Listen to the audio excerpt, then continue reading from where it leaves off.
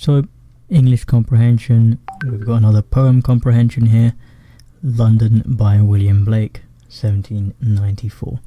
Okay, I wander through each charted street, near where charted Thames does flow, and mark in every face I meet, marks of weakness, marks of woe.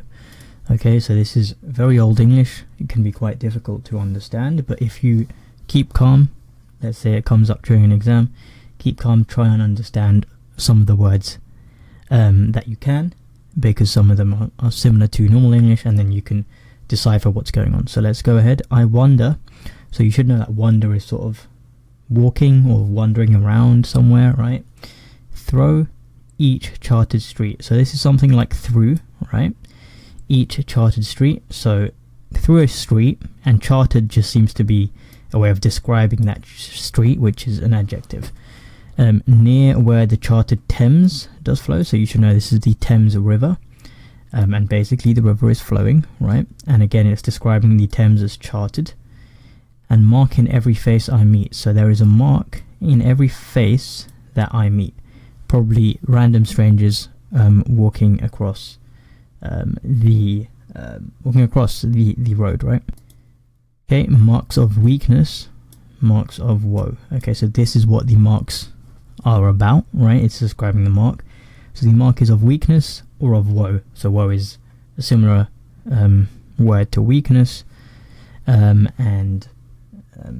I mean, sort of like sadness is a good way to describe it, but you can sort of infer what it means. In every cry of every man. So again, it's saying that each man is basically crying in a sense. In every infant's cry of fear. So it's saying the infants, which are basically children, crying in fear as well. In every voice, in every ban. Alright, so you have to start and think, like, what are they saying when they mean in every? Like, what is actually in every, right? It's probably talking about the marks, right? The marks of weakness, right, is in every cry of every man. It's in every infant's cry. It's in every voice. It's in every ban. I'm not sure what ban means, but that doesn't really matter in this case.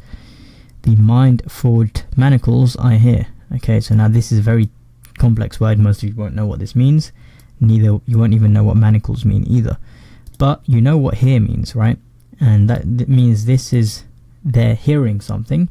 So this is likely a sound, right? Whatever this word is, or this phrase, it's a sound because he's hearing it, okay? And you can infer again what that sound might be. It's probably some sort of sad sound, because that's what the poem is about so far. Okay, how the chimney sweepers cry. So chimney sweepers are exactly what they say they are, people that are sweeping chimneys. And they're crying, right? And these are usually kids, if you know anything about old England, right? Every blackening church appalls. Okay, so this is talking about churches. And again, if we continue, and hapless soldiers sigh. So you know what soldiers are, and you know what sighing is. So again, these soldiers are sighing. Hapless is another way of sort of saying hopeless, right? Runs in blood down palace walls. So it's saying that there is blood running down palace walls. Now let's try and understand what's going on here. So again, it's talking about the chimney sweepers that are crying. It's talking about the church sort of being bad in a sense, in the easiest way to describe it. It's saying the soldiers are sighing and blood is running down the walls. So these are likely metaphors. There's probably not actual blood running down the palace walls. Let's continue. But most through midnight streets I hear how the youthful harlots curse. Okay, so through midnight streets. So again, it's talking about a sound of midnight streets. How youthful harlots curse. So again, this is... talking about youthful. You should know that means like sort of young. You don't particularly need to know what harlots mean in this case either. Just know that it's a type of person there. Obviously, if it's describing someone as youthful, it's probably a person. And again, it's saying that they're cursing. That means that they're sort of saying bad words, right? Or sort of cursing someone. It means, let's say, you say something bad or insult someone, right? Similar idea there. Okay, blasts a newborn infant's tear. So it's saying the curse, I think, or like the insult is sort of blasting the tear. So again, that's sort of like an image there that you can think of. And blights with plagues the marriage hearse. Okay, blights with plagues the marriage hearse. Yeah, so this is a very, very complex line, and again, most of you initially won't understand this, but let's skip that for now and see what the questions are actually asking us, and then get back to that. Maybe we can understand it from some of the questions. Okay, what does the word chartered most likely mean in the context of the poem? Okay, so we already saw this. You likely won't know what it means immediately because you've never seen a word like that, but you know it's used to describe the street, and it's also used to describe the Thames. So what sort of adjective in these can we put into these ones? Well, let's see which one makes the most sense here. So ancient seems to work here. Dangerous street and dangerous Thames doesn't seem to work the best. Crowded street, crowded Thames, that could work. Enchanted street, that is, I think, is a bit too over the top. And then mapped street or regulated street, right? That again could work. And now what we've got here is you can sort of look at the root of the word maybe, and then you can sort of decipher what it might mean. So a charter, right? Or even just like a chart, right? If you think of a chart, it's similar. It's something like a similar thing to a map, right? Some sort of diagram that is showing some information, right? And from that, you can sort of come to a conclusion that charted or chartered might have been an Old English way of saying something is mapped, and yeah, sort of mapped out, right? So a charted street will be a mapped out street, the mapped out Thames, right? That would be the answer there. So the answer would be B. Okay. Again, sometimes you might end up cancelling these two out and having an educated guess and choosing like C or E. That's completely fine. I mean, in some of these cases, if you just don't know the word, it can be difficult to actually get it right. But again, cancelling these out, leaves you with a 30% chance of getting it right when you guess. If you didn't know what that meant, just keep it in your mind for next time. Maybe write it down. Question 2. What does the phrase mind-forged manacles most likely refer to? Okay. So we saw that again here. Mind-forged manacles. We knew that it was a sound, right, that they're talking about here, because he's hearing that. Now what we've got here are some options. So it says literal chains, mental restrictions, unbreakable promises, forged weapons, artistic creations. Okay, now if you know again this sort of root word of manacles, right, you'll know that manacles is a form of chain, right? If you're wearing manacles, you're chained, right? So you've got a few options here that will already look quite promising. So weapons doesn't seem to match, creations doesn't seem to match. So literal chains, this is an interesting one. If they're hearing this, right, and it's saying they're mind forged, that would sort of indicate they're sort of mental, right? They're forged in the mind. It's unlikely that they are literal chains. They're probably some sort of metaphor, right? Again, if you look at it one by one, mind forged, so chains or manacles that are forged by the mind, sort of mental restrictions that I hear, that would make the most sense. And then you might think, how can you hear mental restrictions? Well, it's more of a metaphor in that case, because you can't hear mental restrictions, but that's sort of what the gist of this is. And yeah, I mean, promises doesn't really match with that either, and you should actually get left with mental restrictions as the one from process of elimination as well. Again, if you understand what manacles means, and you also understand what mind forged means, so forged by the mind. So these are quite difficult questions here, but these are useful if you really understand what's going on and how you can dissect these questions. And if you're getting these questions right, most other students are definitely not getting these questions right. So these are putting you up a point against everyone else. Okay, the phrase mind forged manacles is an example of. So again, we sort of went over this just a second ago. So these are mental restrictions, right, or mental chains that they are hearing, right? And you can't actually hear these things. These are much more likely to be a metaphor. It's not a simile because it doesn't say anything like or as. That's the signature sign of a simile. And none of the rest match here. Personification, it's not really making anything human-like. Hyperbole, it's not really exaggerating anything here, because this again is not something that could actually exist in real life. It's not something you could be hearing in real life. So it can't be an exaggeration of something that already exists. Alliteration, it is actually close here because the M and the M are close to each other here.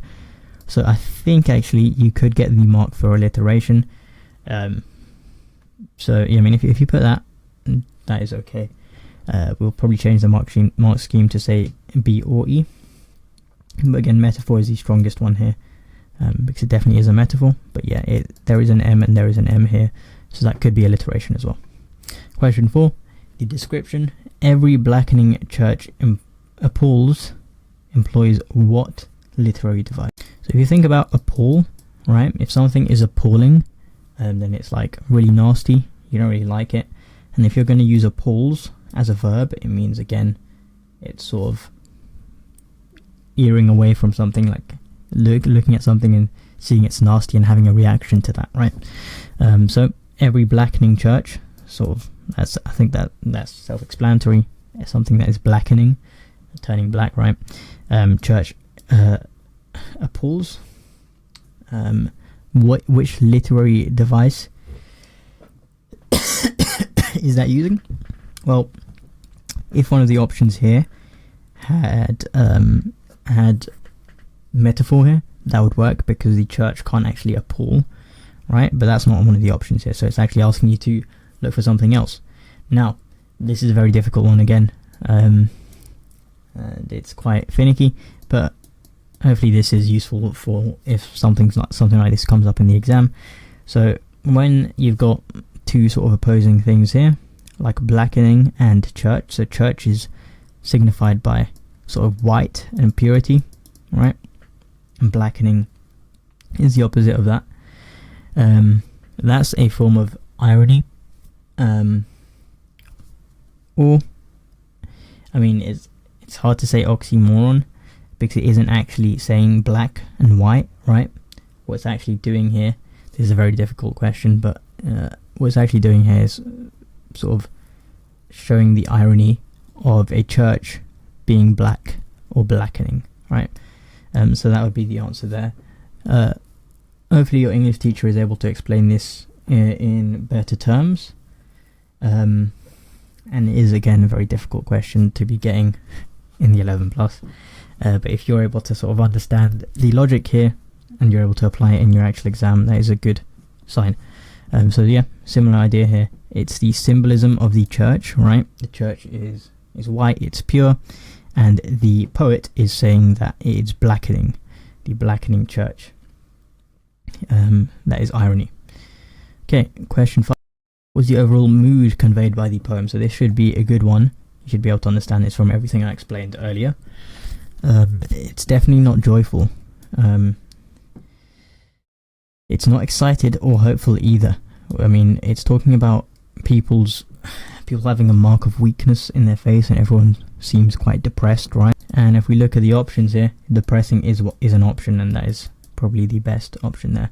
Nostalgic again is closer, but it's not good enough because nostalgic means you're looking in the past and you're sort of thinking about the past. It can actually be a positive sort of emotion as well.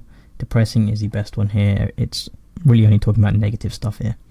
Okay, what does the speaker seem to be criticizing in the poem? Okay, again, let's see where it starts off, right? It starts off talking about the street and the Thames. It doesn't say anything bad about that, but when he sees faces of strangers, he starts saying there are faces of weakness, they're faces of woe, and he starts talking about how it's in everyone, in every man, in every baby. He hears these mental chains in these people. He hears chimney sweepers cry. He sees the church appalling. Soldiers are sighing. Blood is running down the palace walls. Right. These are very descriptive and like symbolic imagery, but we have to get into that.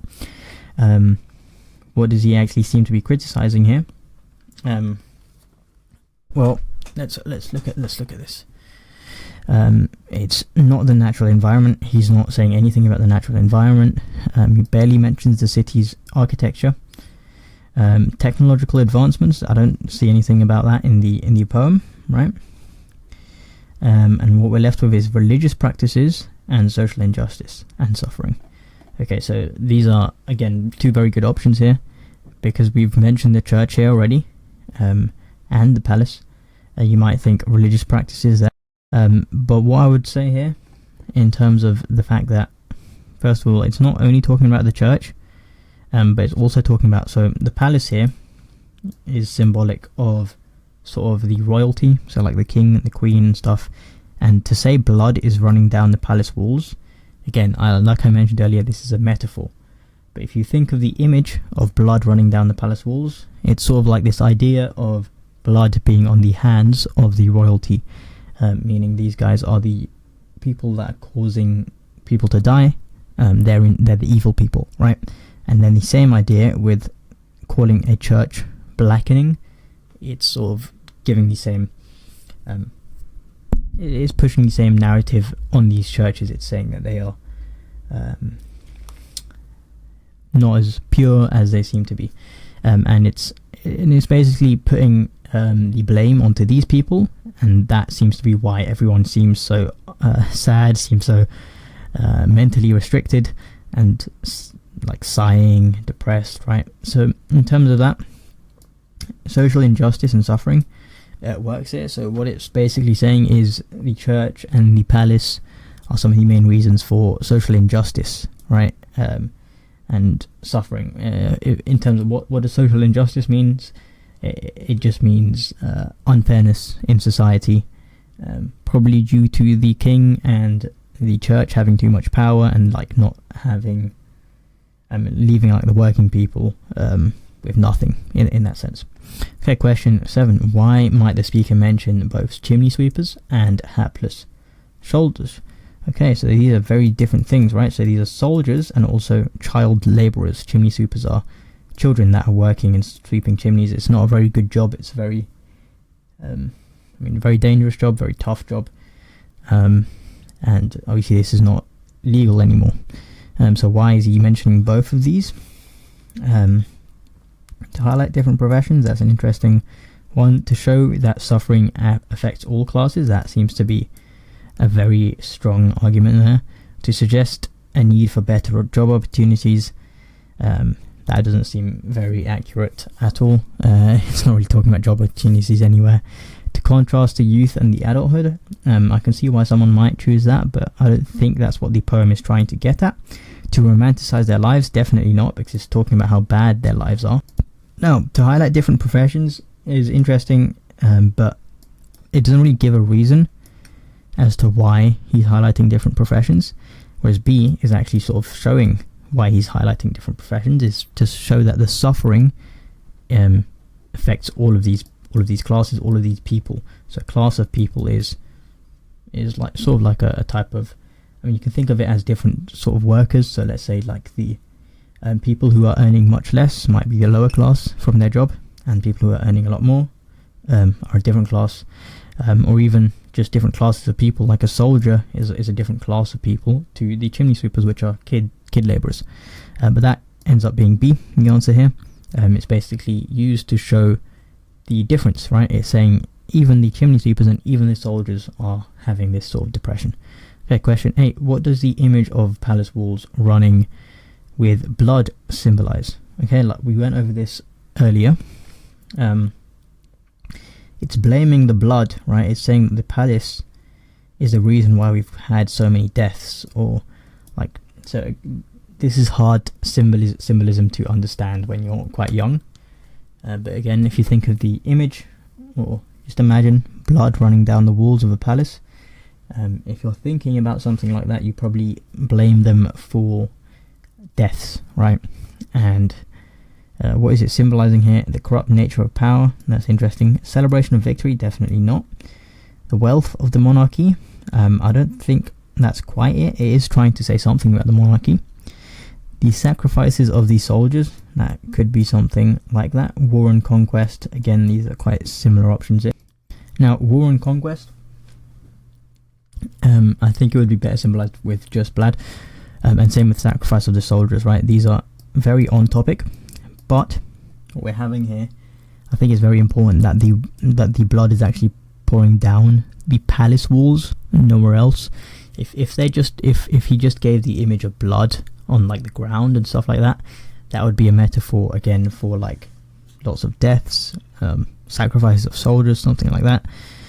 But it being on the palace walls is very important, because the palace is where the sort of elite are, the people that are ruling this country and running this country, that have all the power, and there's blood running down those walls. That is sort of giving this idea, or trying to portray this idea, that the power is corrupt, and the palace the royalty have blood on their hands.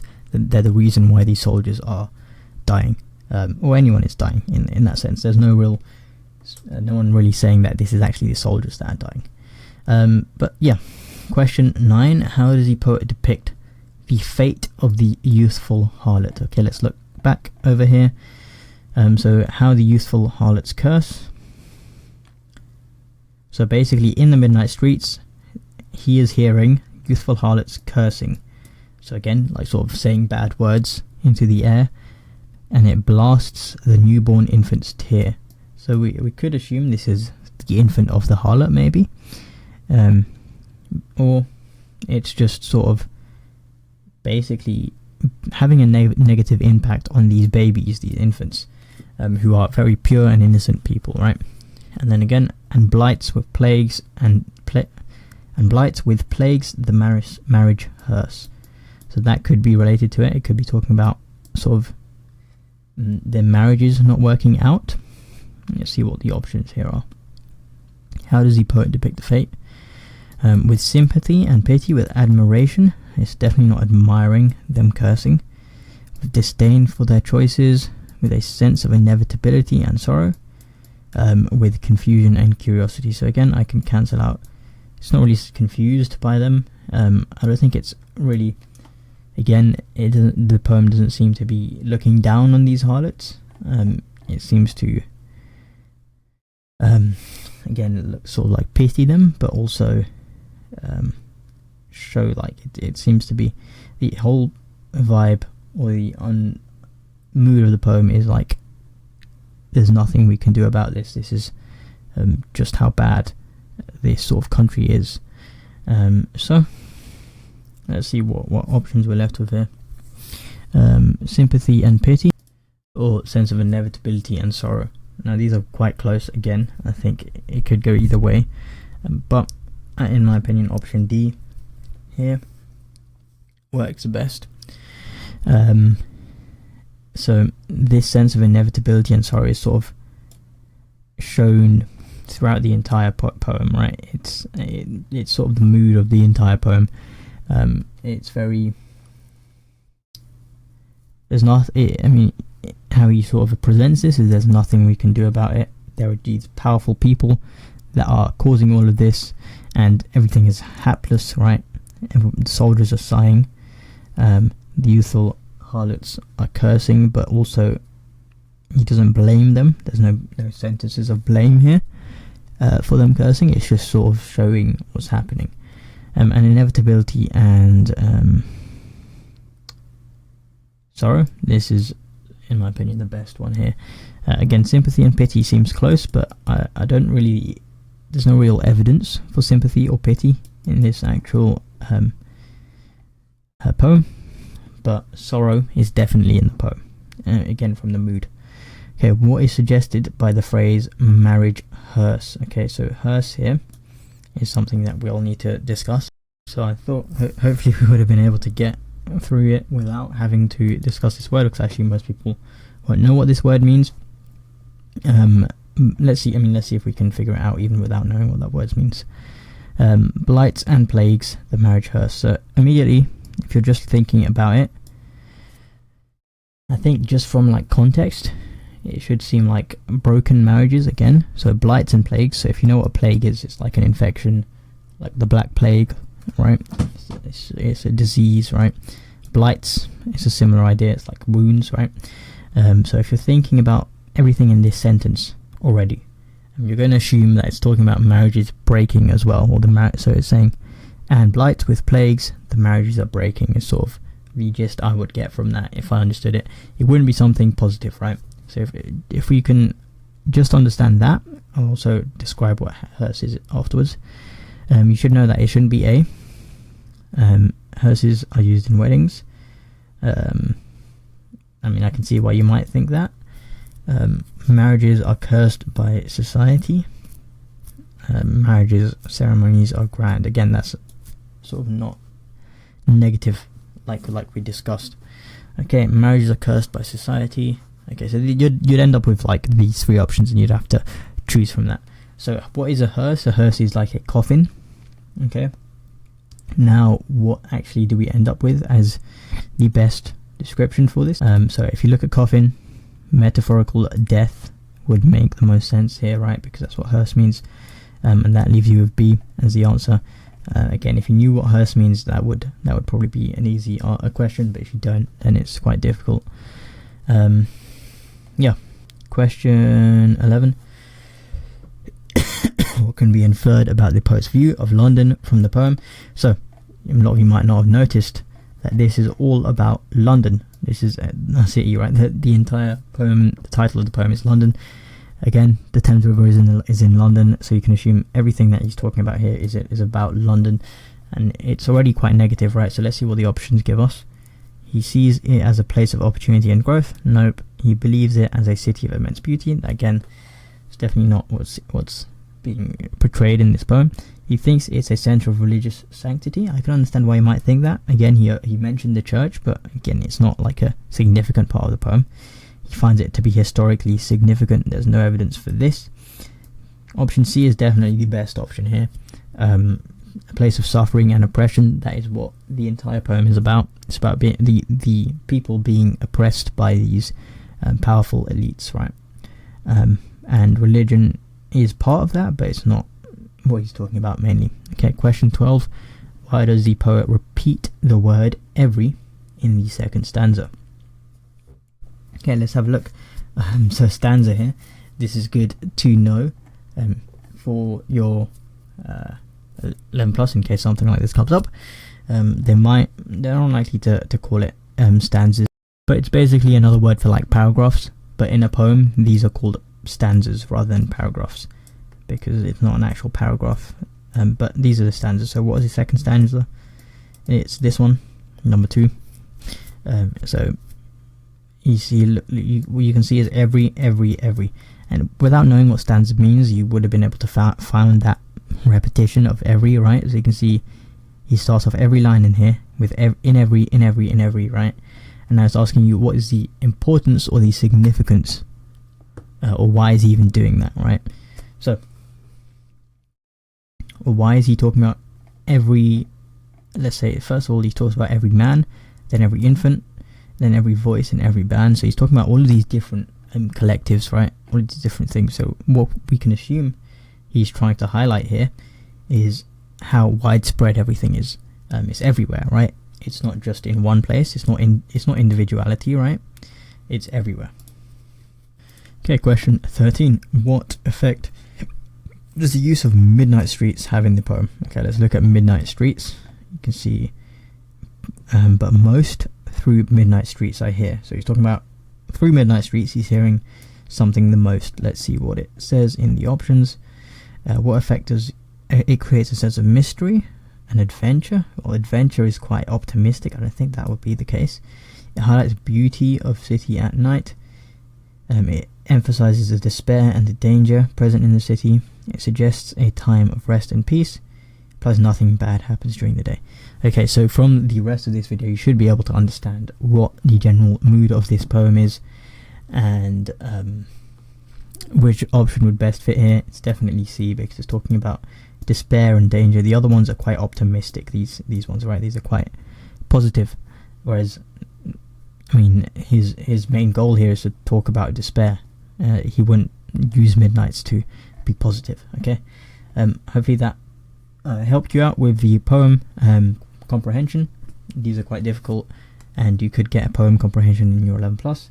It happened last year, but yeah, I mean, just get familiar with these. It's not the end of the world if you're not that good at them. It's more than likely you'll end up with a normal comprehension. Hello and welcome to Life Changing Nutrition Summer School 9.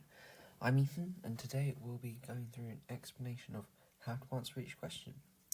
So let's begin with VR, compound words and form a new word. So for this type of question, we are given 2 groups. Each group consists of 3 words, and you're required to find 2 words, one from each group, and when joined together to form a new word. Okay.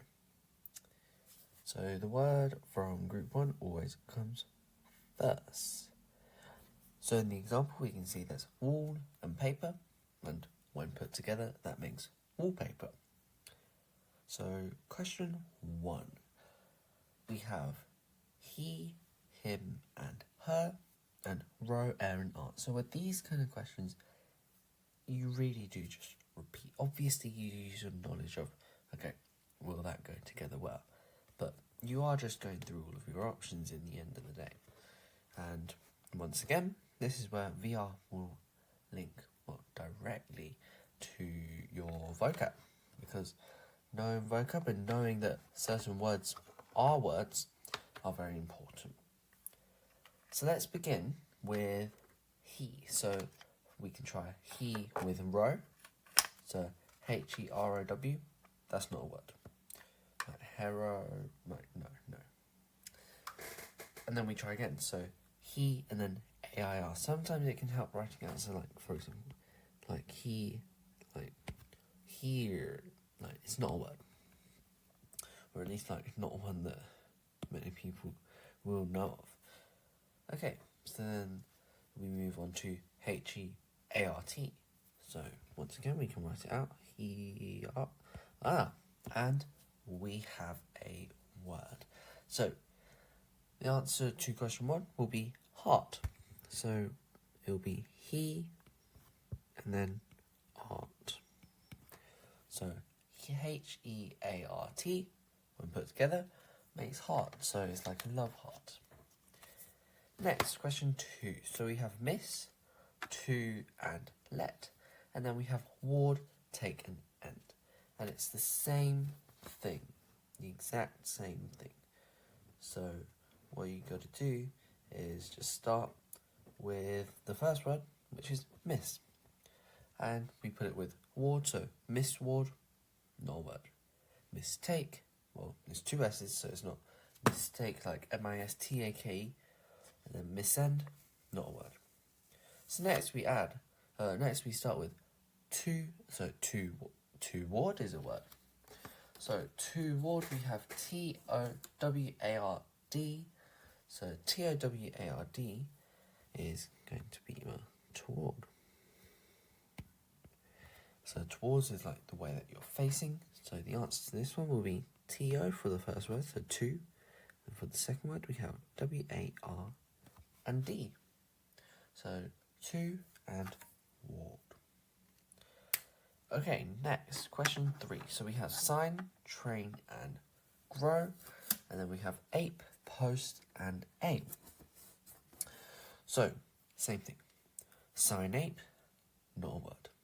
Signpost is a word. So, with this one, we write sign and then post. So, the answer is signpost.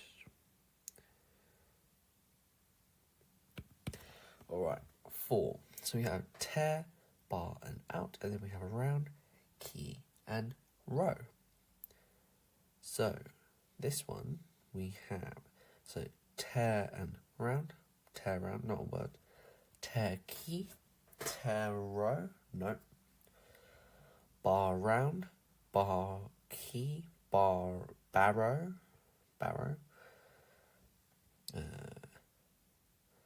Out, so out round, out keen, out. No, so this one will be barrow. So like a wheelbarrow, kind of barrow. So bar and row will be the answer. So barrow. Alright, next we have question 5. So here we have and, out and so, and at, on and off.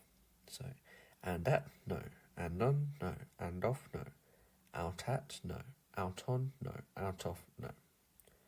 So at, no. So on, soon, or sooth. Okay, so this will be soon. So S-O and O-N. So you can see how the two words that they put together will, if they are both pronounced on their own, in the way that they'll be pronounced on their own, and then they're pronounced like that when put together. So for example, so on, it won't sound like soon. But that's the idea of this kind of question. It is making you think about things like this. So, when so is put with on, it isn't pronounced so on, it's pronounced soon. And that's just a part of this question. That's the kind of thing that's the way that these questions will be written. So you will have things like that. Alright, question 6. So we have tar, bar, and the car, and then grin, gain, and 10. So tar, bar, and car, grin, gain, and 10. Exact same thing again. So let's try tar, grin. Nope. Tar, gain. Nope. Tar, 10. Tar, 10. Nope. Bar, grin. Nope. Bargain. Bargain.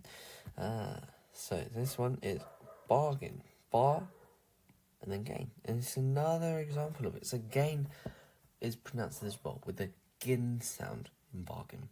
So they're trying to put you off essentially by doing that. 7.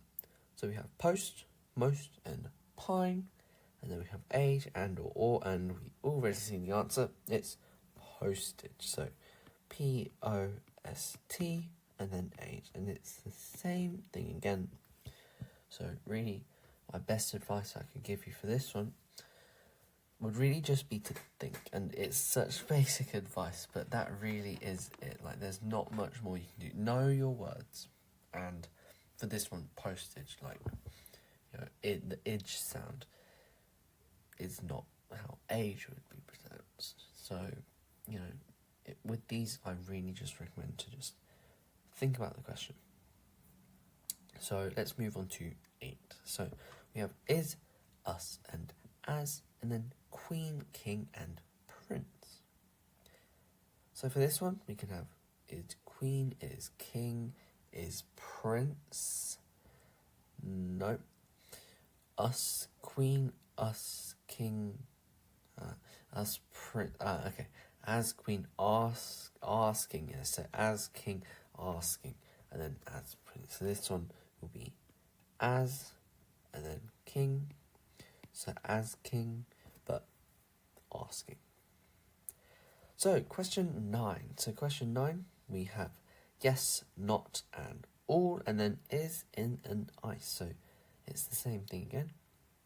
We're going to be doing, yes is, yes in, yes ice, not is, not in, not ice, not ice, and then all is, all in, and all ice. So this will be not and ice. When put together, it makes notice. So I'll just write all of our words when put together on the right hand side. So we have bargain, postage, asking, and notice. Alright, 10. So up, so and it, lid, led, and lad. So up lid, up led, up lad, solid. Oh, so that's it. It's so and lid, and the other options would have been so led, so lad, it led, it lid, it led, it lad. No. So this one is solid. Alright, question 11. So cot, has, and some, and then 10, 1, and airy. So cotton. Oh, let me just quickly check this one. No. And then cot 1, cot hairy, has 10, Houston, that could be. Some has 1, has airy, someton, someone, or some airy. Okay. This one is we could say Houston. Yeah. So okay, this is a prime example of how knowledge of vocabulary would work well. So hasten is when you try to do something quicker. So Hasten, hasten. Essentially, when you're trying to do something quicker and just speed up a process. So that's hasten. 12. So hand, chest, and neck, and then nut, wool, and string. So same thing. Hand nut, hand wool, hand string. Chestnut, chestnut. So CHEST and then NUT, nut. So chestnut. The other options would have been chest wool, chest string, neck nut, neck wool, neck string, and none of those worked. This one was quite a good one because chest and nut are both pronounced the same way when put together as they would be pronounced on their own. So chest and nut. So this is a good one. So chestnut, and with this you can also compare how the other questions are, where the pronunciation of the words on their own is different to the pronunciation of the words when put together. So 13, we have be, the, and with, and then mine, me, and self. So we have be mine, be me, be self, the mine, the me, the self, with mine, with me, with self. Okay, this is a very interesting one. Okay. I see it. This is, okay, so this is the and me. They've really, you could almost say tricked us with this one. So, obviously when put together, they make theme, and, the is pronounced as the, and then the me is almost silent as a sound. So, theme. And that brings us to question 14. Can, full, and prim, and then 8, fill, and tank. I see this one already, but our options are can 8, can fill, can tank, full 8, fulfill, but remember fulfill is for spelled with 3 L's, and then full tank, and then primate or primate, prim fill and prim tank. So this one is primate, so PRIM, and then 8. And that leaves us with primate. Another example of where knowing vocabulary is very important. Okay. Next, create a new word. So with this type of question, you're given 2 groups. Each group consists of 3 words with the second word enclosed in brackets. The second word of the second group is left blank. The word in brackets is made up from letters of the first and the third words. You're required to find the word that will fill the brackets of the second group. It is related to the words outside of the brackets in the same way as the first group. So as an example, we have stone, and the O-N-E is put together with the H, and so that is how they've done that. And then It's the same thing for the second example. They're taking the A and then the 3, 4, 5. Alright, so we're going to... Okay, I'll explain this with a similar method. Okay. So, like the example, I'll label it 1, 2, 3, 4, 5. Because that's... Yeah. Okay, so 1, 2, 3, 4, and 5. And then A, B, C, D, E. Okay. So, you can see how with cheat going to trace and then prime. Okay. So, what we're gonna do is...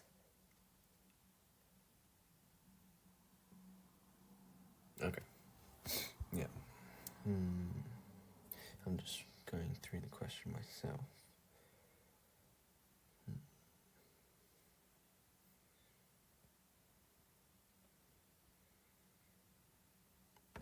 Okay.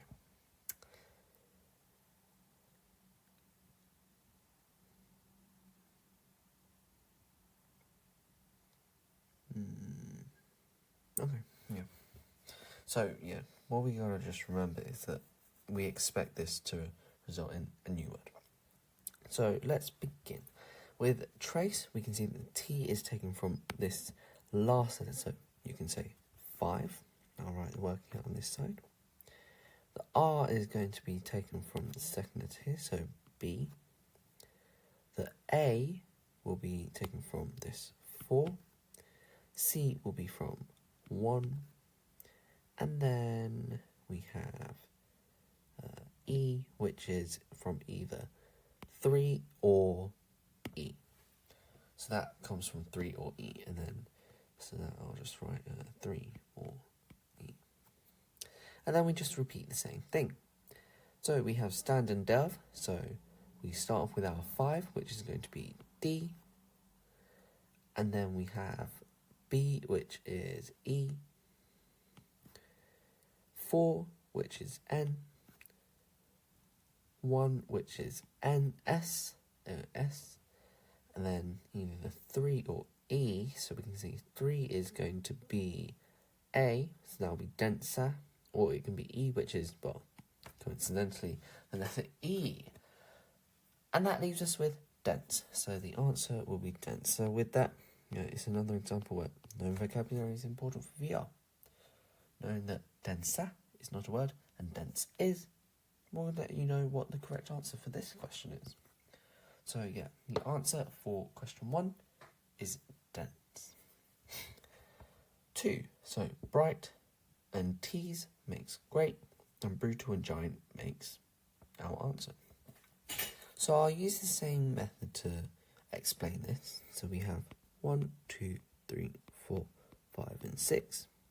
And then we have A, B, C, D, and E. Alright, so with great, the G will come from 4. I'll just separate this. So the G will come from 4. The R will come from 2. E will be either B or E. A will come from C. And T is going to be the 6 or B. T, 6 or A. So we're just going to try this out again. So first we can write down all of the letters that we know for sure. So 4 is going to be G. Oh no, 4 is going to be T. 2 is going to be R. B or E. Well, we'll just skip that for now. And then we know C is A. So we have T, R, something, A, and then something. So B or E leaves us with either E or... Okay. It's I or T. So I or T. And then we know that 6 or A is going to be either L or G. So L or G, and then I or T. So we could have triul. Okay, perfect. So yeah, this will be triul. The other options will be triag, or tritul, or tritag. But yeah, so this will be triul. Okay, I'll just clear some space quickly. I will write in the answers though. So question 1 was dense. And then 2 was trial. And now 3. So we have closed and timed, which gives us slide. And then grosser and diode, which will give us our answer. So same thing. 1, 2, 3, 4, 5, 6. A, B, C, D, E. Obviously in the exam, don't spend your time doing this. You should be able to you should be able to do this in your head. But same thing. So the S is going to be 4. L is going to be 2. So yeah, this is basically like a visual representation of what you should be thinking. So this can come from there. This comes from there. Like if it's that letter, then where is it on the word below? So take for example, you have this S. You can just line it up. So you know that the first letter is 4, so you're just going to write in C. You're not going to spend your time writing in 1, 2, 3, 4, 5, 6 and A, B, C, D, E. Because that's just, that's just for the question here. But I'll just write it for explanation's sake. So A, B, C, D, E. So yeah, we have 4, which is S, 2, which is L, and then we have I, which is B, D, which is either 6 or E, and then E, which is 5 or D. So let's begin. So 4, 2 and B are all confirmed. So we can have S, L, and I, and then we have either 6 or E, which is, I've just realised what I've done. Alright, so 4 is not going to be S, it will be C, 2 is R, then B is I, 6 really leaves us with R or E, so R or E, and then 5 or D is either E or D. So we can have crud,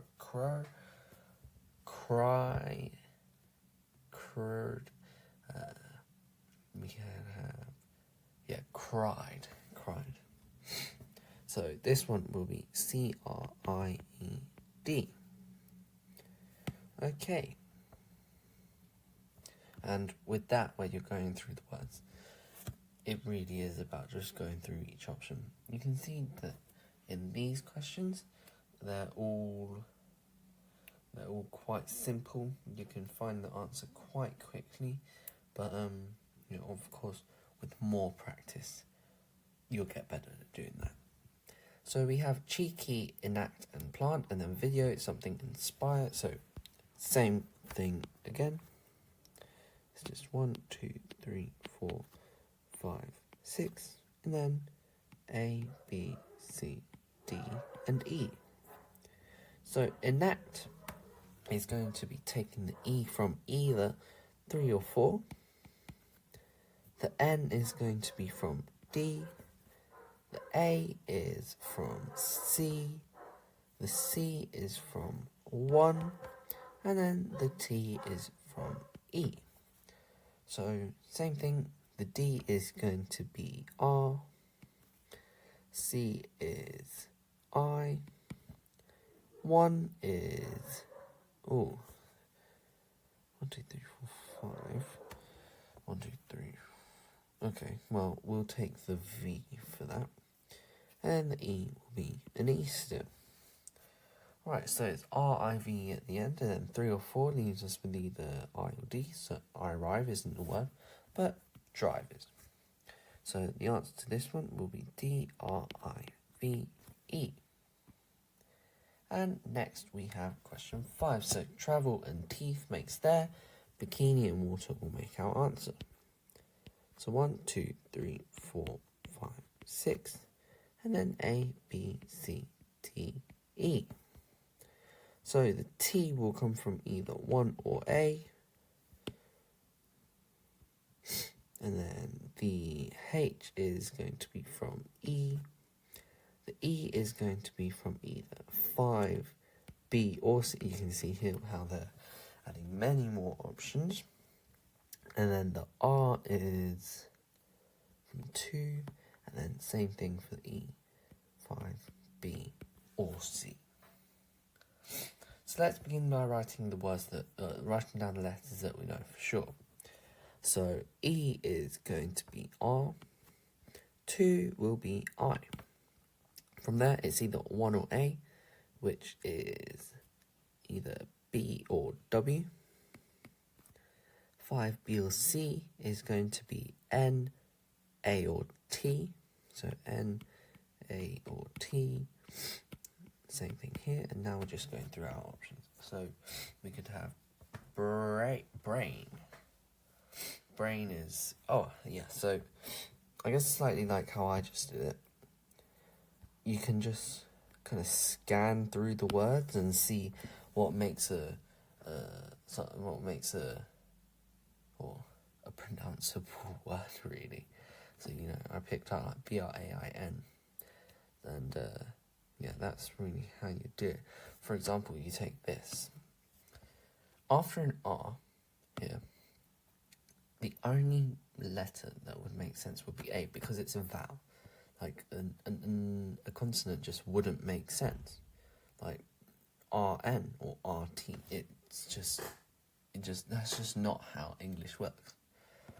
As for B or W, that's just trial and error. And after the I, you could have any of those letters, N, A, or T. But yeah, with 5, it's brain.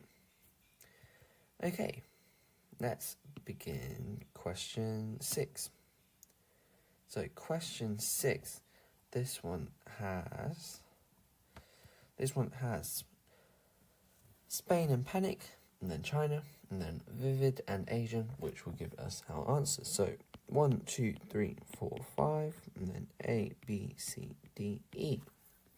So the P will come from 2, the A will come from either 3 or E, the N will come from either 5 or D, the I will come from either 4 or C, and the C will come from A. So you can see they will add, more shared letters between the words. And that will make it harder. It will make the question harder, but that's the whole point. It's just to give you more to think about as well. So, I've done it again. Alright. 2 is going to be I, and A will be A.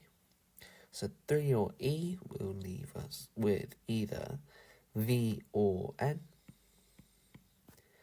5 or D is either D or A. 4 or C is 1, 2, 3, 4, I or I. So this will be I. So if this one is in India. Okay. So once again, that's just scanning through the words, just seeing what makes sense, really. So this one for question 6 will be India. So India. And next we have 7. So lint and liner makes term, and then drop and even will give us our answer. So you can see that the LIN, well, what you need to make sure is that this LIN isn't in the other word. There isn't any L, I, or N's. And the E comes from here, the R comes from there. This is a very simple one. So you're just following the same thing. So it's going to be D, R, O, and it helps that they are aligned. And then V and E. So the answer will be drove. So that is our create a new word. Next is shapes. Okay, so shapes. Okay. We begin with the names of 5 shapes are given. Pentagon, triangle, hexagon, kite and rectangle. 3 of them are drawn below, A, B and C, and complete these statements. Okay, shape A. So shape A has 1, 2, 3, 4, 5 sides, so it's called a pentagon. Shape B has 1, 2, 3 sides, so it's called a triangle. Shape C has 1, 2, 3, 4 sides, and 2 sides are of equal length and parallel, and 2 sides are of equal length but shorter than parallel, which means that it's going to be called a rectangle.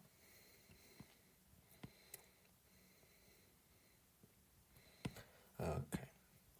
2. Circle is a shape that has the most sides, so triangle has 3 sides, hexagon has 6 sides, pentagon has 5 sides, and quadrilateral has 4, which means that the answer of question 2 will be hexagon.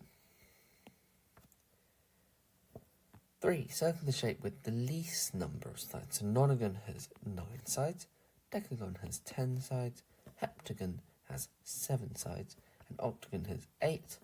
So that means that the answer to question 3 will be 7, so heptagon.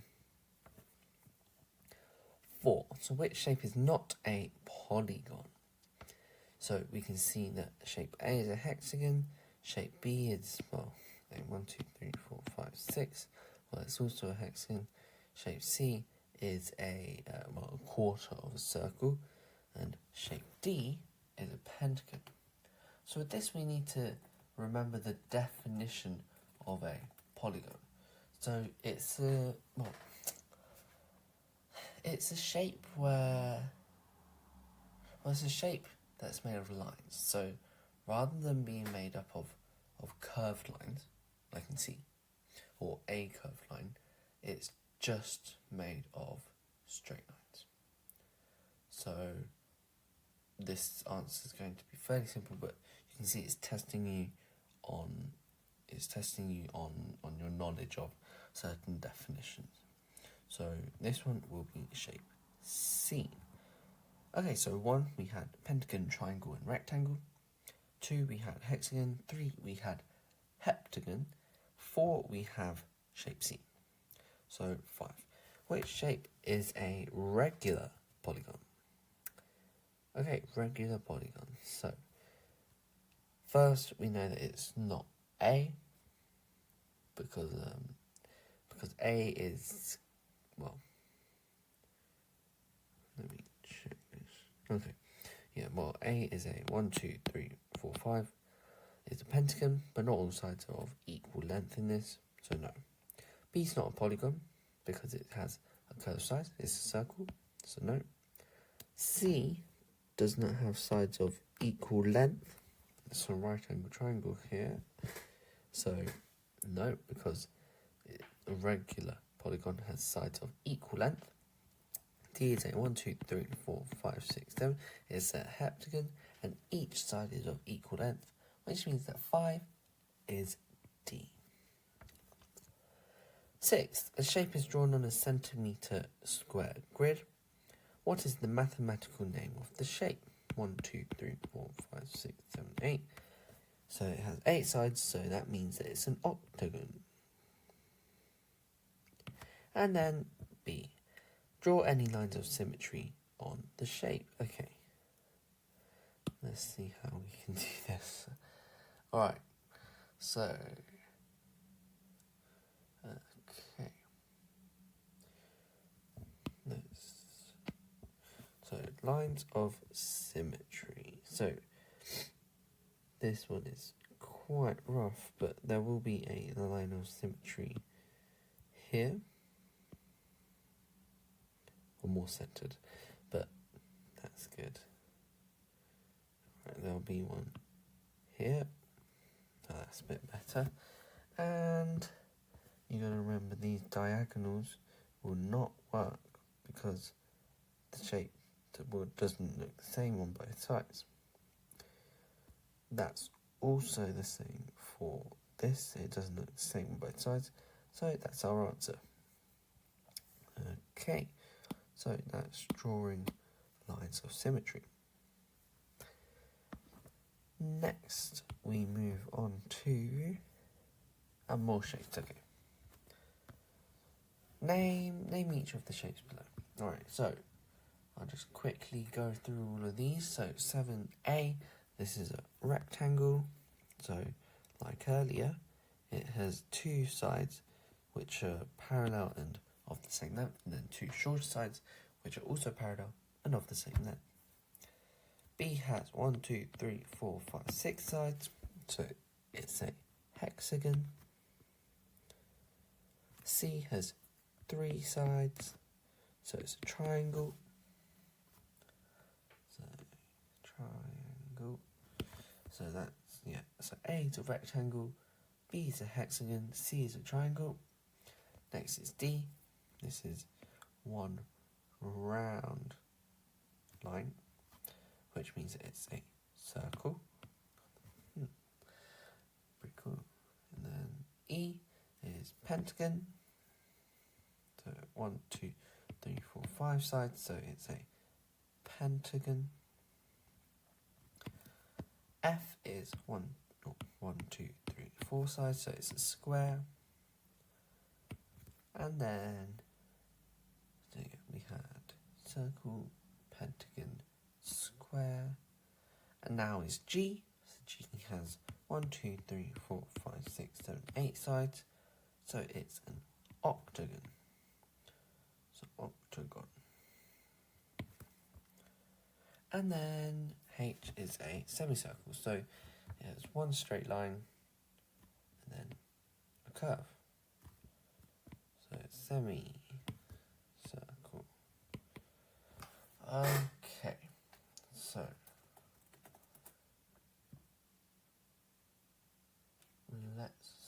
okay, good.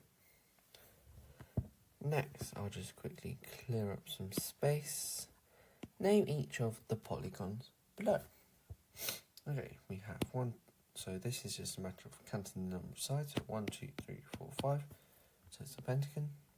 And if it helps, you can add dots like I have, or mark that a certain line's being recorded, because you don't want to forget that you counted a line. So this is then 1, 2, 3, 4, 5, 6, 7, 8. So an octagon. C is 1, 2, 3, 4, 5, 6, 7. So a heptagon. And let's move on to 8. So we have names of 5 solid shapes are given. 3 of them are drawn below. And then we have shape A, B, and C. And then we have to name them with our 5 options. Let's begin. Okay, so shape A is called A. Well, this one is a cuboid. So it's like a 3D rectangle. And then B is called a cylinder. So this is like it's like a circular prism essentially. So this is a cylinder. And then shape C is called a sphere. Okay. 9. Below is a list of solid shapes and their names. Match each shape to the correct name. Okay, so it seems like we haven't been given a list of the names, but that's okay. So 9 is a pyramid. Well, the first one here is a pyramid. The second one is a triangular prism. So triangular prism. This one here is a cube. And here we have a sphere. 10. So, how many faces does the cuboid have? So, here we have 1, 2, 3, 4, 5, 6. Essentially, you want to count, you just want to count one side and then remember that there's an opposite. So, there are six faces on a cuboid. How many edges does the cuboid have? So, that will be 1, 2, 3, 4. Okay, I'll just rub this out first. So, with this, we'll have 1, 2, 3, 4. 1, 2, 3, 4, so 8. And then you have 9, 10, 11, 12. So, an edge is like a line where two faces meet. Next, how many vertices does a cuboid have? So, remember, a vertices is a corner. So, it has 1, 2, 3, 4, 5, 6, 7, 8. So, it has 6 faces, 12 edges, and 8 cuboids. So, let's look at 11. So, with 11, this one is...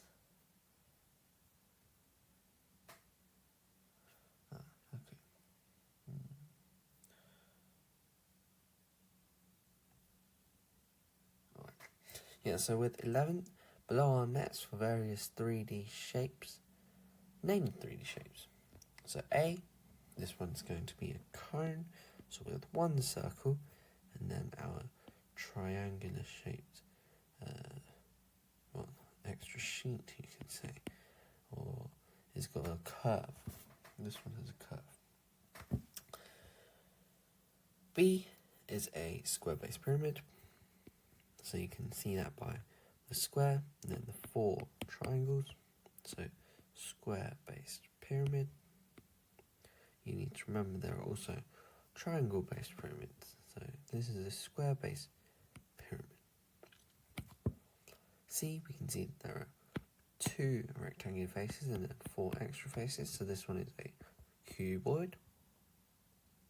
And things like this, you just have to recognise there's 2D shapes that when put together or when folded can make a certain 3D shape.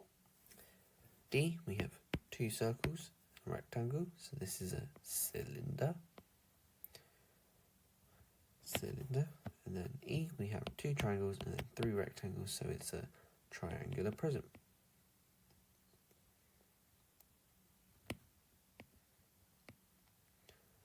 Okay, and then F, we have 1, 2, 3, 4, 5, 6 equally sized. This seems like it's supposed to be, seems like they're all supposed to be squares. They are rectangles, which would mean that they are, which would mean that they are a cuboid. However, they are all equally sized. So this one will be a cube. Okay, and that is shapes. Next we move on to graphs. Okay, graphs. So let's begin with question 1. 80 students visited the library over 3 days. So, of course, just make sure you remember this key information. The two-way table shows some information about these students. Complete the two-way table. So, year 7, we have Monday, Tuesday, Wednesday, and then total. Year 8, we have 14 on Monday, and then the rest isn't filled in. And then the totals, well, we know them all except for Monday. And what we have to do is basically start off by filling information that we can work out based off of what we know. So, just starting with the total for Monday, well, we know the total for all is going to be, 80 minus 33 minus 26 will give us the total for Monday. So, what we got to do is just do this, and it's 21. From there, we can work out the number of year 7s on Monday. So that's going to be 6, 7. And then from there, we can work out the year 7s on Tuesday, which will be 18 Then we can work out all of the rest of our values. So, for example, here it's going to be 80 minus 38. Wednesday is going to be 26 minus 13. And Tuesday will be 33 minus 18. And that leaves us with 42 here, 13, and 15. Oh, 15. And that's by just finding the difference between the total and the value that we already know, because the remainder of that, or, well, the answer to our subtraction, will be the number of year 8s, because obviously this number of year 7s on one day must add to the number of year 8s on one day to give us the total for the day. And all of the totals must add together too, or what? All of the totals for each day must add together to give us the total number of students to went on the trip, which was 80. So, 2, we have, there are 40 boys and girls at a youth club. There are 23 girls, 9 girls play rounders, 4 boys don't play rounders. So how many boys play rounders at the youth club? So we got to write out all the information. So we know the total is 40, 23 girls in total, 9 play rounders, 4 boys don't play rounders. So first we can find the number of boys. So that will be 40 minus 23, which is going to equal to 17. Then we know that 4 boys don't play rounders, so that's just 17 minus 4, which gives us 13. So the answer for question 2 will be 13. 13 boys. Next is 3. So for question 3, it's asking convert 50 pounds into dirhams. So we can just draw a line. Oh, not there. So we can draw a line from here upwards. And we can see that that meets with 250. So the answer will be 250 dirhams. So what you're doing with this is you're going up the graph, the conversion graph, and then you're just converting into 250 dirhams. So question 5, convert 175 dirhams into pounds. It's the same thing. We go from 175 dirhams, draw a line over to our blue line, and then draw it downwards onto the x-axis. And we can see that it all meets at 35. So the answer to question 1 is 250, question 2 is 35 pounds. Next, Tom wants to buy a camera, and in London, the camera costs 380 pounds. In Abu Dhabi, the camera costs 2,000 dirhams. In which city is the camera cheaper, and by how much? So what we got to do is work out so we need to convert one of our numbers into the other currency. And in this case, I'll do it with 2,000 dirhams. So first, we can see 2,000 dirhams isn't on here. So we take 200 dirhams and work out that it's worth 40 pounds. If 200 dirhams are worth 40 pounds, I'll just write D for this. Then it means that 2,000 dirhams, which is 10 times more, so greater by a scale factor of 10, the 40 pounds will be multiplied by 10 to give 400. So we can see that Abu Dhabi is more expensive, and it's more expensive by 20 pounds. Okay, so Abu Dhabi, which city is cheaper? So London is cheaper, and it's cheaper by 20 pounds. Next, 4. The weights of 4 athletes are displayed below. And then who is the lightest athlete? So this will be Sam, because the green bar is the shortest. So it'll be Sam. B, write down Marty's weight. So this is a case of just reading the graph. So here we have 2, 4, 6, 8. So it's going to be 78. It's on board of 79, but no, this will be 78. Work out the range of weights, and this is working out the greatest, so 78. And then the smallest, which is going to be Sam. So you can see how the questions A and B build up to this. So this is going to be 60. So that's 78 minus 60. And you'll find the range. So it's the difference of the biggest and the smallest. So it's going to be 18. Okay. So that is Sam, 78 and 18. Sam, 78 and 18. Okay. Next, question 5. So the pictogram shows how much money 4 friends raised for charity. Who raised the most money for charity? Okay, and then remember, one circle represents £10. So here we're just looking for the most circles. And for 5A, that will be Ellie. And next, B. So who raised the least amount of money? So this is the least circle. So Cara. So this is Cara. Okay. And then C. So how much money did Dylan raise? So he raised 2 tens and then half of a ten. So that'll be £25. D. How much more did Ellie raise than Cara? So we know Ellie raised £50. This was £25. Cara raised £20, so 50 minus 20 is 30. So £30. E. So how much more money did Ellie raise than Dylan? So that's 50. Then Dylan was 25, so this would be £25 here.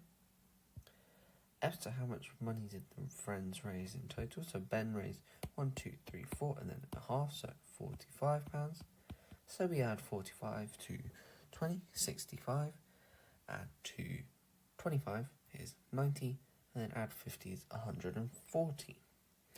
So that's £140. 6. What was the population in 1980? So we go back to 1980, which is this cross, and then we draw it over, and that gives us 60, 70, 80, 90. So that's 760. B. In which year was the population 700? So we draw a line over here, and we can see that it meets with 1970. And then the population is expected to increase by 120 by 2020. So what is the expected population in 2020? So what we can do with this is, well, we can just assume that in 2010 is the value that they're expecting it to increase from. So all that will be is taking this number, which is 990, and doing 990 plus 120, and that will give us 1,110. So 1,110. So yeah, 760, 1970, then 1,110. 7. So 7A. The distance time graph shows Class 8A's journey to the zoo. They stopped for a picnic on the way to the zoo. What time did the bus leave school? And then, okay. So the time they left school is going to be the time where they hadn't travelled any distance, so that'll be 9 a.m. B. What time did they stop for a picnic? Well, that'll be the time when they stopped increasing in distance. Their speed didn't increase because remember, speed is distance over time, so their speed was 0 because their distance hadn't changed over the time. So here you can see that, so that'll be 10 a.m. So that's 10 a.m. here. See, how far had they travelled when they stopped for a picnic? So The distance here is going to be 50. So that'll be 50 miles. You can see the unit is up here. So 50 miles. D is going to be, well, how long did they stop for? You can see the time between here, it's 30 minutes. And then E, what time did they arrive at the zoo? And you can see here, that'll be 11:30 a.m. Next, how far is the zoo from school? So that's looking at the distance, and that'll be 90 miles. Okay. Next, let's move on to 8. So, the table shows information about flights from an airport. What is the flight number for the flight to Sydney? So you can see going to Sydney means the destination will be there. So the flight number will be TT001. So TT001. B, how many flights take off before 8:30? So before 8:30 we can see there's 3. And then C, we can see that there's, what time does flight AY556 take off? So AY556 is here, going to New York, and it takes off at 7:25. D, how much later does the flight to Cairo take off than the flight to Sydney? So to Cairo is 8:15 and Sydney is 7:55. So you can just work out the time difference, which will be just 20 minutes, and that's your answer. So it's essentially doing 8:15 minus 7:55. The difference is 20 minutes. Cool, so that is TT001, 3, 7:25 and 20 minutes. So let's move on to the pie chart. Shows the colour of sweets in the bag and what's the most common colour of sweets, and that'll be the biggest section, so that's green. The least common colour of sweets is going to be the smallest section, which is red.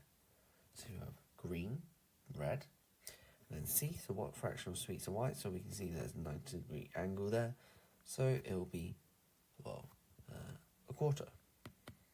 So that, remember, it's a fraction, so you've got to give it as 1/4, a quarter. So green, red, and a quarter. Okay. 10. The students in a school study one language. The pie chart shows the languages studied. What's the most popular language? Well, we expect the most popular one to be the one that is most studied. So that's French, because it takes up the most space in the pie chart. What's the least popular language? So that'll be Spanish, because it's the smallest section in the pie chart. C, what fraction of the students studied French? Well, here that looks like 50% because we have a straight line here. So that'll be 1/2.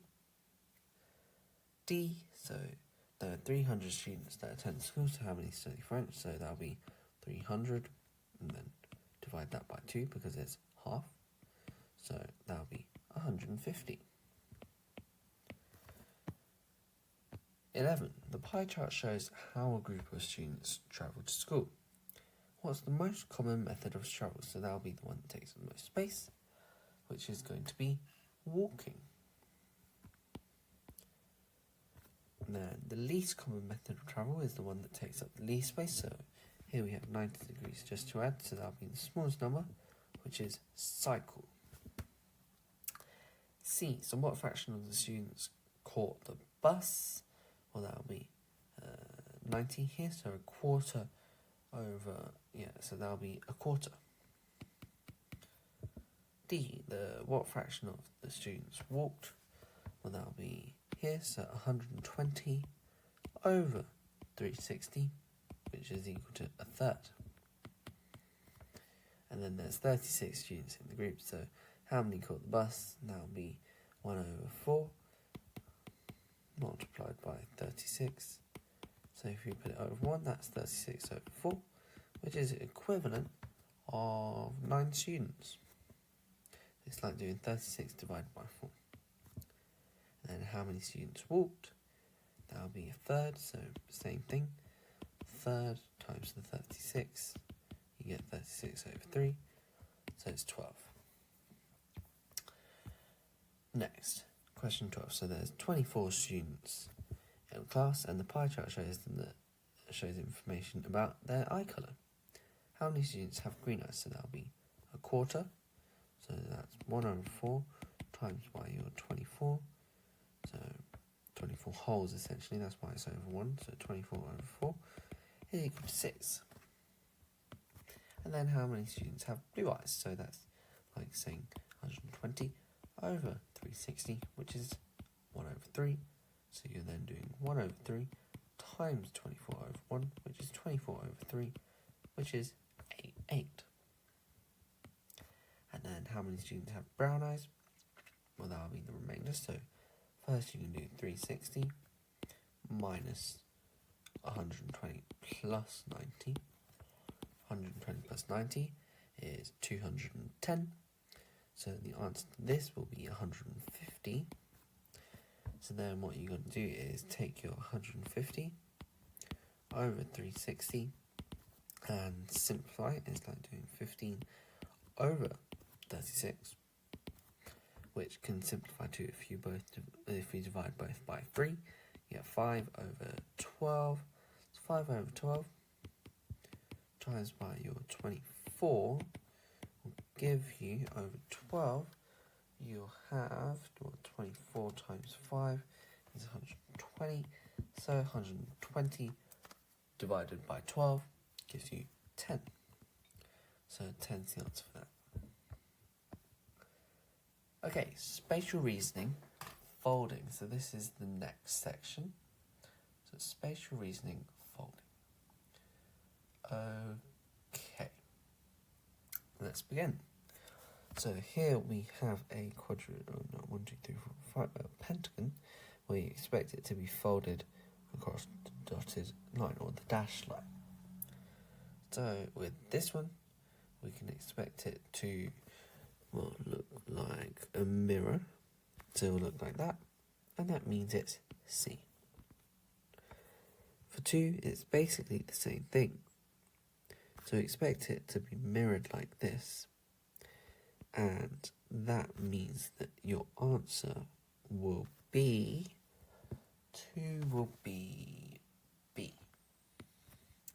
And remember, it will be B. Sometimes it is a case of eliminating 2.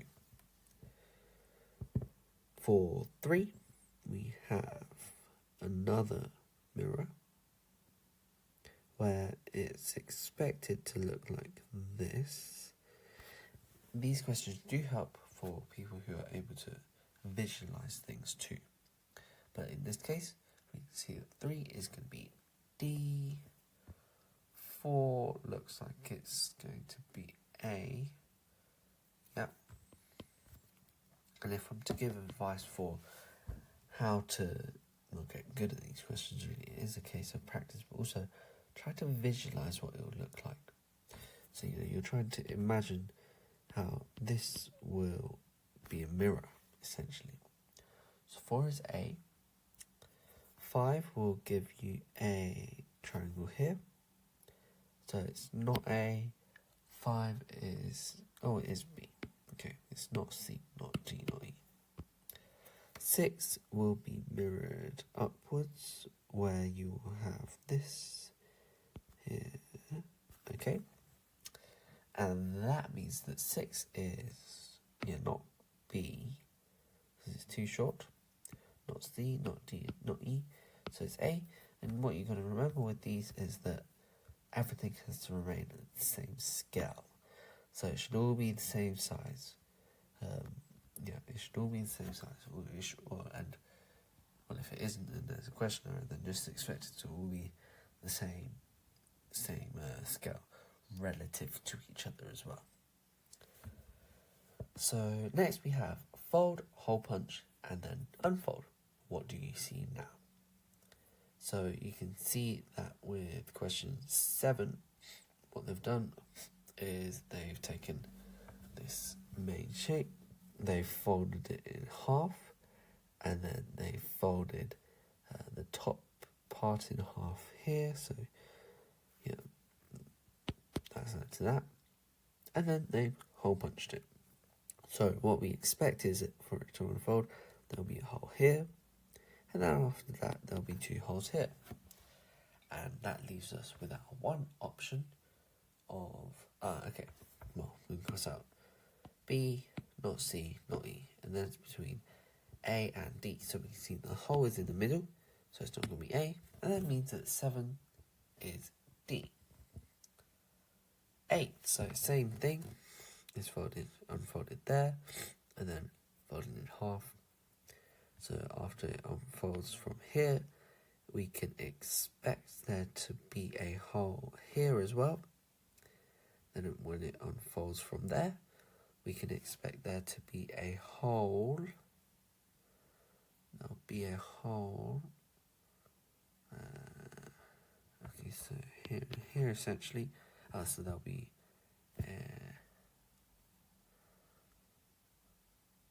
there'll be 2 holes there. So it's not B, not C, not E. And now we just look at the positioning of the holes. So we can see where the holes are. And with that, we can see that 8 is going to be A, because the positioning of the holes are wrong in D. 9, so same thing. We're going to draw dots where it will unfold. Okay, so when it unfolds first, it's going to be opened. Okay, so these are getting slightly harder. So yeah, we know that when it unfolds. Okay, I see, okay. Yes, so there'll be a hole here, but then this hole won't be there, because there's nothing behind it, because of this empty space here. That means that once it's unfolded, we only expect 1 dot there, which is, for question 9, C. So we've had 7 is D, so 7 is D, 8 is A, and 9 is C. So 10. So this, they have slightly more steps now. So what we're going to expect is once it unfolds, okay, so it's unfolding that corner, okay, then it's folding in half diagonally. So when it unfolds, what we can expect is, okay, yes, there'll be a hole here. Then once you unfold from that, there'll be 2 more holes there. And that is B, so it's not A, not C, not D, and not E. Okay, so 10 is B. 11. So 11, we can see when you unfold, what you're going to have is a hole here. But for 11, okay, yeah. Okay, yeah, so you'll have a hole there, but then it will be reflected there. So then this is about the positioning, not C, D, or E, because there's the wrong number of holes. And now it's about the position. So it's going to be A, because in B they're too close to each other. So 11 is A. 12. Okay. 12, when it's unfolded, you're going to have a hole there. And from that, you're then going to have 2 holes like this. Yep. Yeah, you have 2 holes like that. And then when that's unfolded again, that will just be mirrored. So 12 is B. Yeah, it's not A, not D, not C, not D, not E. So 13. So 13, we have, okay. that's been folded and then folded inwards. Okay, so yeah, folded inwards. Then here it's folded in half. So when this is unfolded,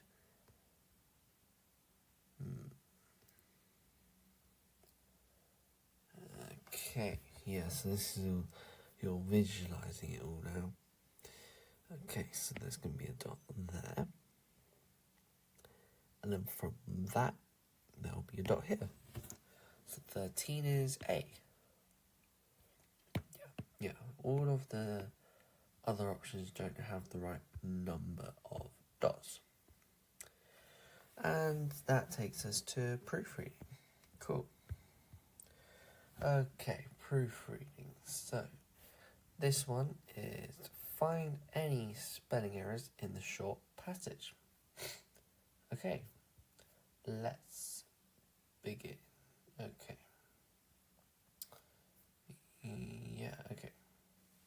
So, Isla and Sam have been looking forward to their road trip for months. Initially, when they had thought that planning it would be a simple process, but there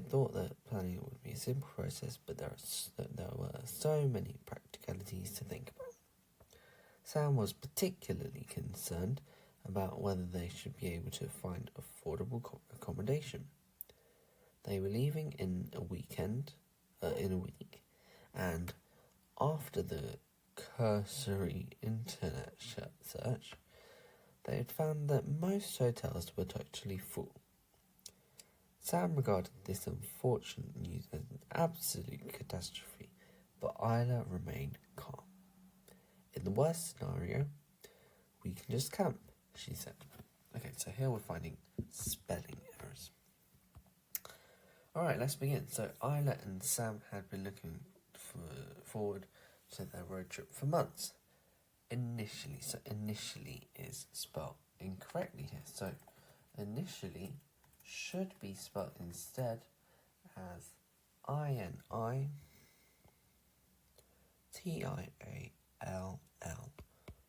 So here they've had to add the T and then, so they've had to add the T. Okay, next let's move on to,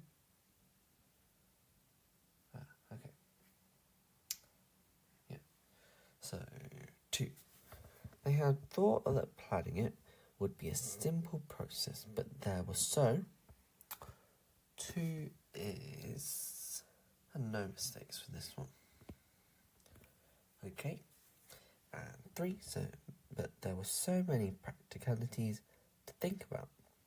Sam was particularly concerned about, so this one is going to be practicalities. And I'll just circle the other one. So initially, practicalities. So practicalities should be spelled here. Practicalities. So that is PRACTICALITIES. Right. So practicalities. So with that, you have to replace the first E with an I. I'll rewrite that actually, just so it's a little clearer. PRACTICALITIES.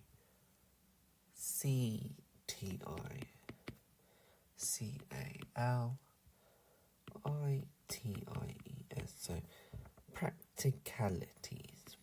So PRACTICALITIES. So practical ITs.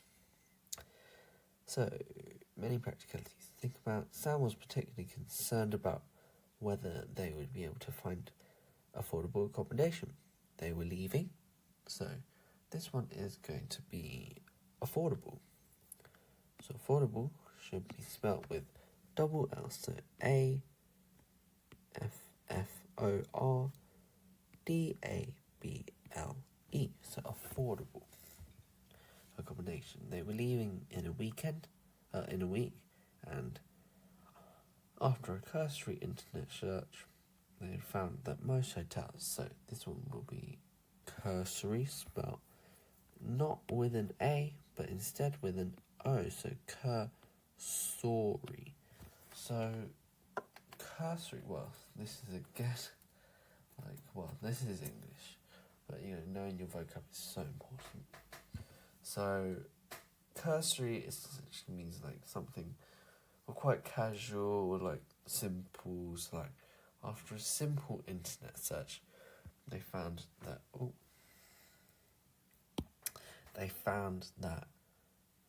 they found that most hotels were totally full. Sam regarded this unfortunate news as an absolute catastrophe. This will be catastrophe. So catastrophe should instead be spelled CATASTROPHE.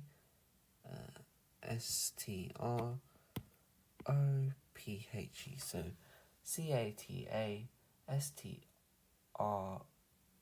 CATASTROPHE. So catastrophe. I'll rewrite this in non-cursive writing. So CATA catastrophe.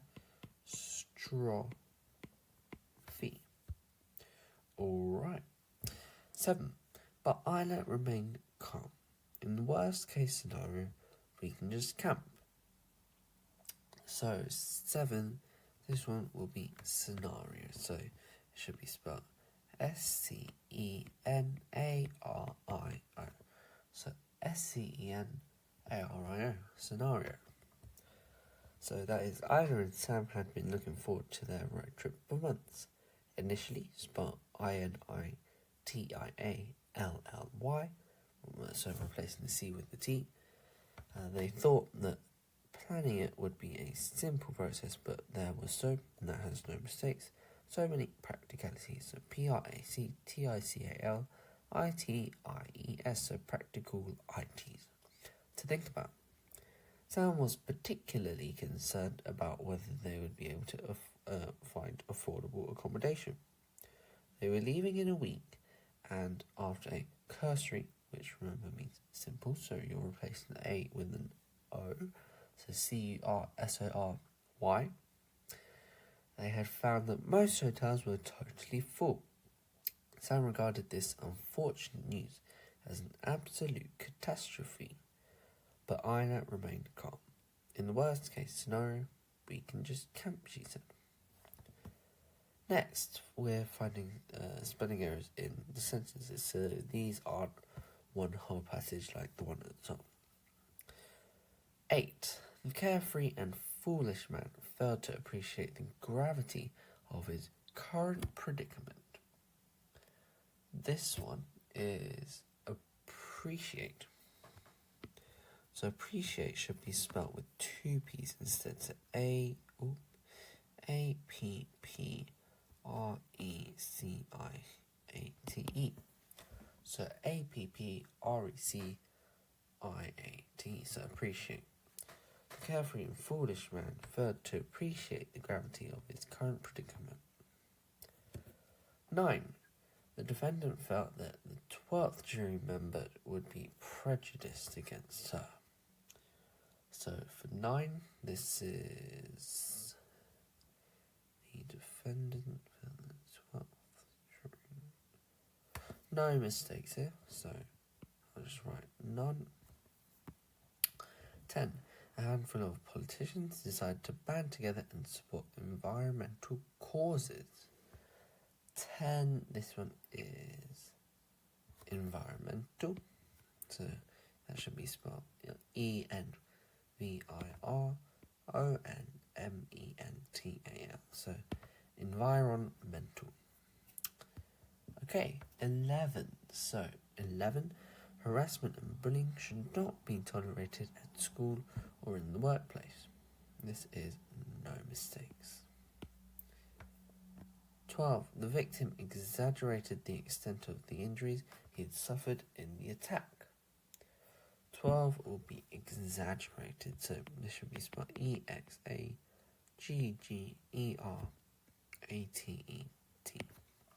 So EXAGGERATED, so exaggerated. So instead of 1G, you have 2. Okay, 13. 7 cars pass through this stretch of road every 60 seconds, on average. This one is...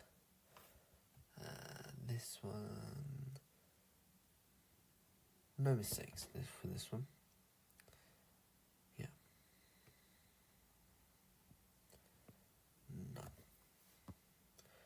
And then 14. So, Frida struggled with the pronunciation of many words in her French classes.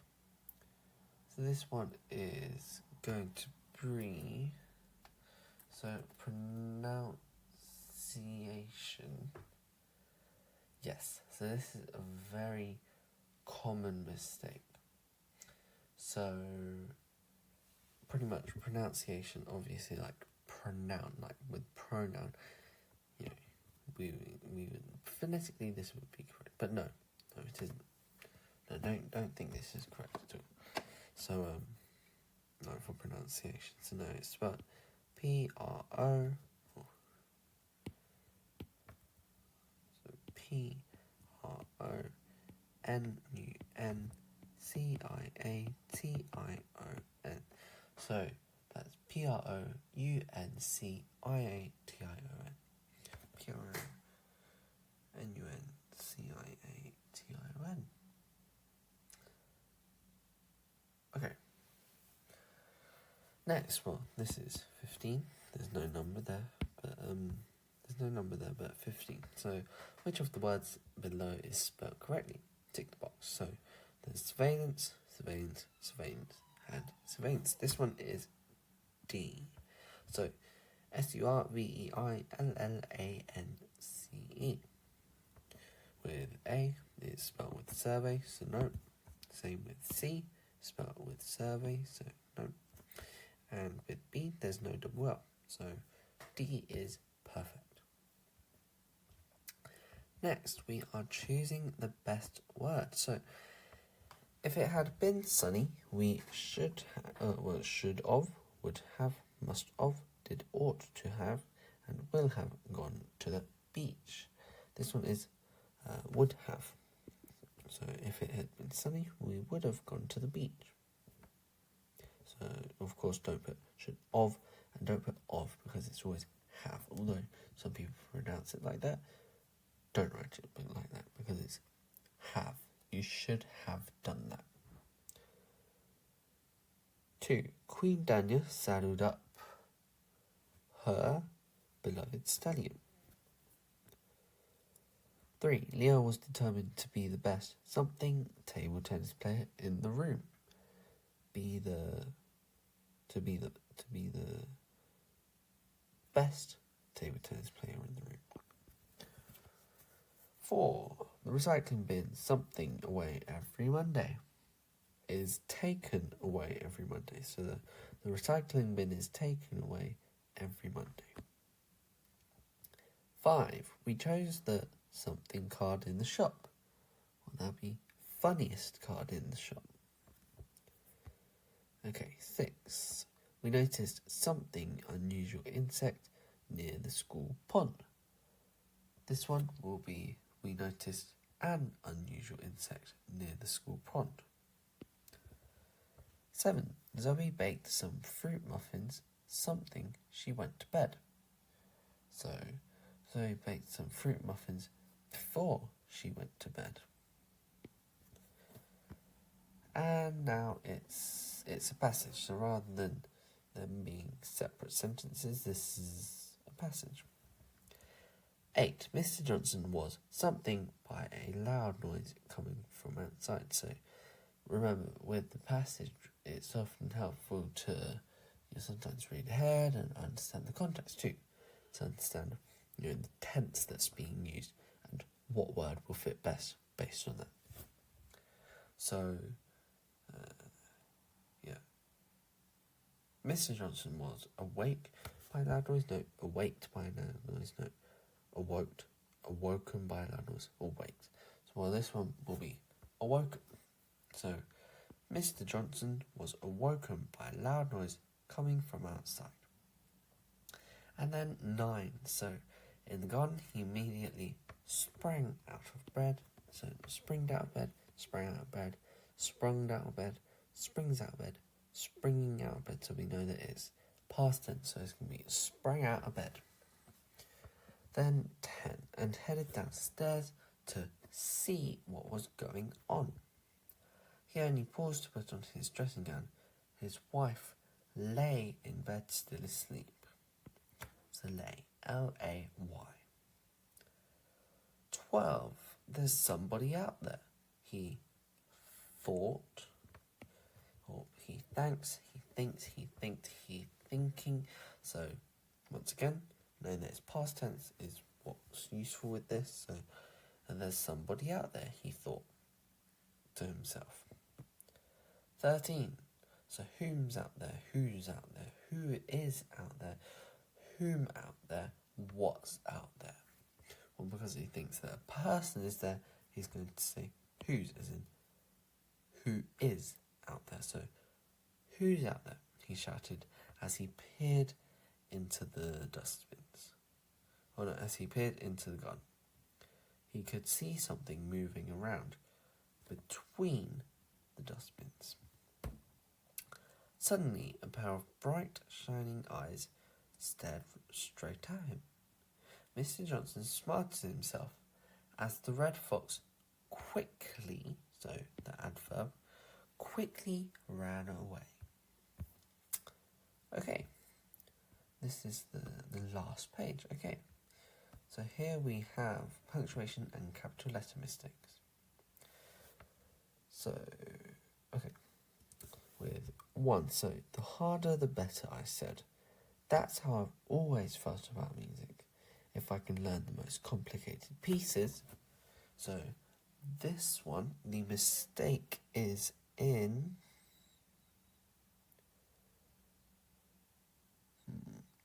it's in B. So that's how I've always felt about music. So that is how I felt about music. So this is the abbreviated version. So you need an apostrophe after the T and before the S. So that is how I've always felt about music. Okay. I'll just quickly rub that out. Okay. So, if I can learn the most complicated pieces by Rachmaninoff and Tchaikovsky, I know the rest will be very easy. So, for question 2, the mistake is in what? Tchaikovsky. Tchaikovsky should have capital T because it's his name. 3, well, 3 is in A. You should have a capital S. So it won't bother you to start with Hamlet. I'd say that was Mr. William Shakespeare at his very best. So this isn't a passage. This is... oh no, maybe it is. Okay. Actually, looking at it now, it seems a little like a... okay, it seems a little like a passage or an extract. But anyway, 4.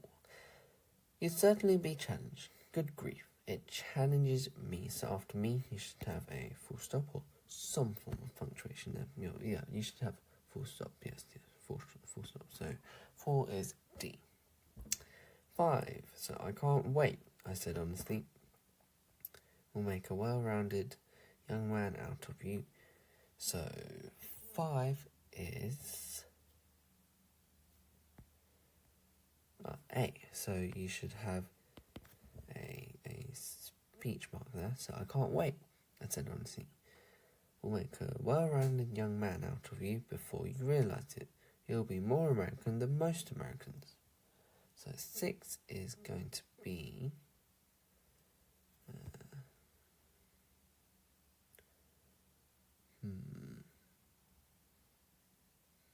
oh, well, it's in B, because you can have a semicolon there instead because of the length of the clause. And then 7. So, my lesson started at a deliberately slow pace. with me reading out loud a few. So 7 is going to be no mistake with this one. And then 8 lines from Act 1 of Hamlet and Dick explaining their meaning. He encouraged. So 8 is going to be B, because Hamlet should be capital H because it's the name of the play. 9, he encouraged me to ask questions. It wasn't easy digesting Shakespeare's longest and most difficult play, so there should be an apostrophe after Shakespeare's because it's possessive, because it's his play. Like Shakespeare owns the place actually. Also, looking back at 6, no mistake in this one. Yeah, no, that comma's fine. And yeah, so he encouraged me to ask questions. It wasn't easy digesting Shakespeare's longest and most difficult play, Hamlet. So that leaves us at the end of Summer School 9. Thank you very much for watching. I'm Ethan and I hope you found this useful. So I'll see you next time.